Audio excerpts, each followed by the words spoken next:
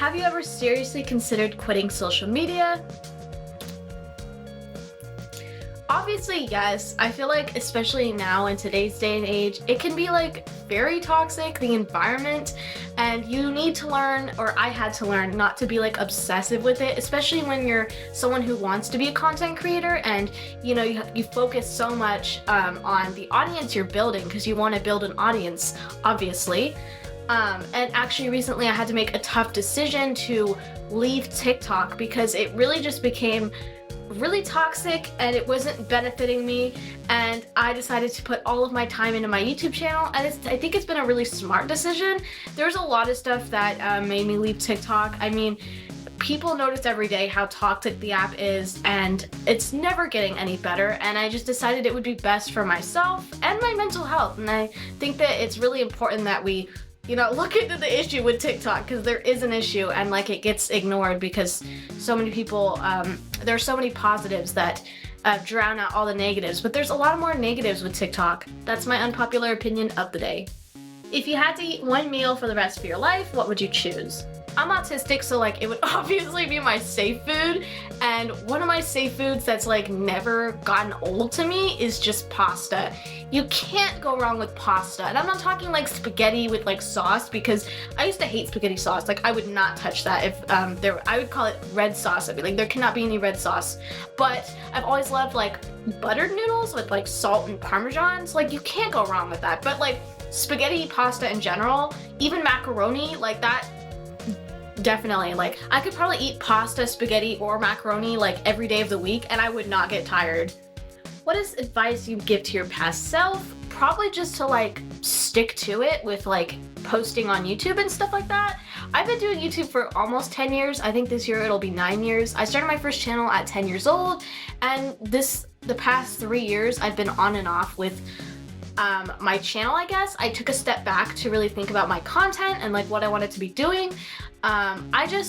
I've changed a lot in the past 3 years too, so like as I've grown up, I've like been trying to figure out what kind of content I wanted to post, I guess, and that's why it was like fun to experiment with TikTok like at the time, but like it wasn't a permanent thing for me. It was more like I wanted to transition that into long form content. I definitely prefer long form content, and I hope to really show that moving forward and make longer videos than I even am right now. Like an hour-long video essays I think would be something cool I want to venture into. What are your favorite movies of all time? One of the first movies that comes up and like comes to mind is this movie called Tusk. It's a horror movie about this guy. He goes to interview this person and his body parts get cut off and he gets turned into like this human walrus. And it's just, I love it. It's so funny. I also really like, it was just the holidays. I also really like Krampus. And one of my favorite shows, even though it's kind of off topic, but like I feel like I watch more shows than movies, Clone High. I'm so excited for the return of Clone High this year. Like it is my main priority. It's the reason I'm living and breathing on this earth. What's your favorite video you've ever posted?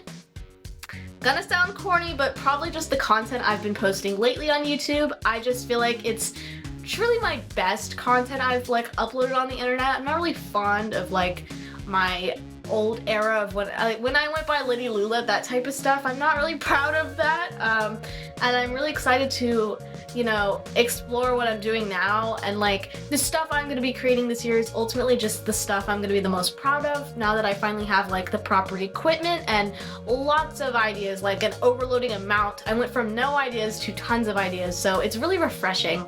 What's your goal for where you will be 3 years from today? My ultimate goal is to have at least one play button 3 years from today. I mean, more realistically, I'd love to have at least one YouTube play button in like a year or two. It's been my dream since I was a little kid to get a YouTube play button, and I've seen like some extreme growth on my channel in the past couple weeks, so I'm really like hopeful that I can achieve that. It'd be really cool. It'd be like 10-year-old me would not be able to believe that I even almost have 20,000 subscribers or even hit more than 100K on TikTok. I mean, what is 100K on TikTok amount to really? Like, I don't know, but I'm excited to see where it'll take me in these next 3 years. Where did you first go viral? Oh God, we don't talk about it. I did go viral on TikTok with this one video where I put these gummy bears into some water and they grew. It was like a little experiment. I thought only my like I think I had 6,000 followers. I can't really remember. I thought only that select group of people were gonna see it. You know, a lot of my videos at the time were kind of flopping, but overnight I hit 100K, and that's where I say, like, I don't know what 100K really amounts to on TikTok, but it was definitely like a crazy era for me. But that was not really where I first went viral, I guess. I first actually went viral on Funimate and Sass Wars, if you remember Sass Wars. But yeah, my digital footprint is everywhere. It's actually kind of concerning.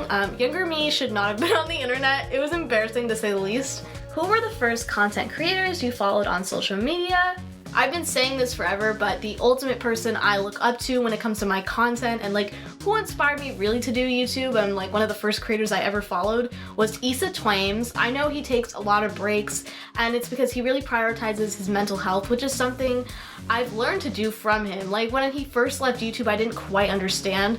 I was like 10 or 11, I think, but I've been staying with him like every single comeback. If he announced today he's coming back to YouTube, I would be right there. I'm so excited for whenever he decides to, and I just genuinely hope he's doing great, because he has helped me honestly grow so much as a person. And I always look back, like if I'm looking back at old videos or old YouTubers I used to watch, I always go to his channel first. Like he really was there for me when no one wasn't in my childhood. Like ultimate comfort, like YouTuber forever.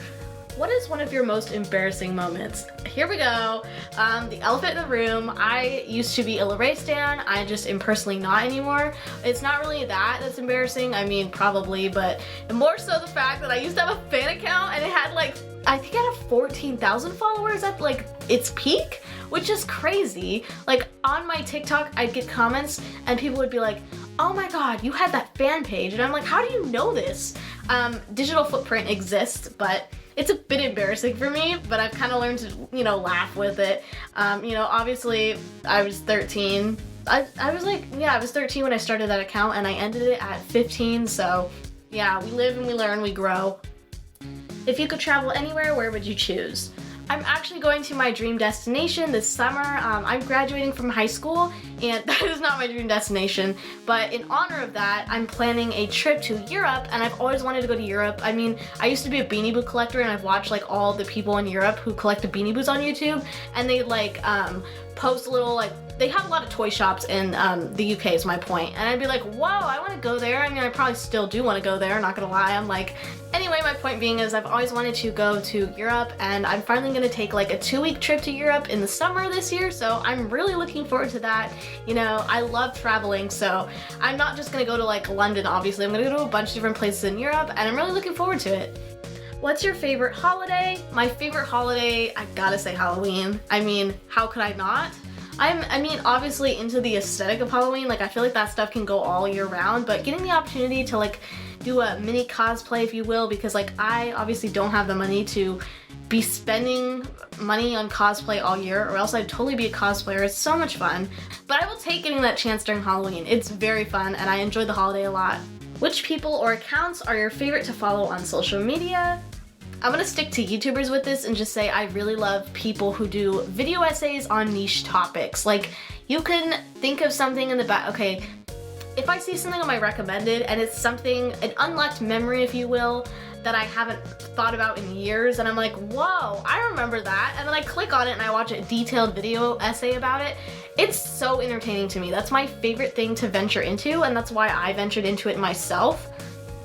I did like borderline video essay videos in like 2018, but they weren't like my main content, I guess. I would still do kind of talking videos, more focused on myself and my life, but that's less of kind of what I want to do. I want to do more ventures into niche topics that other people enjoy, and I think it's been a very fun and rewarding experience.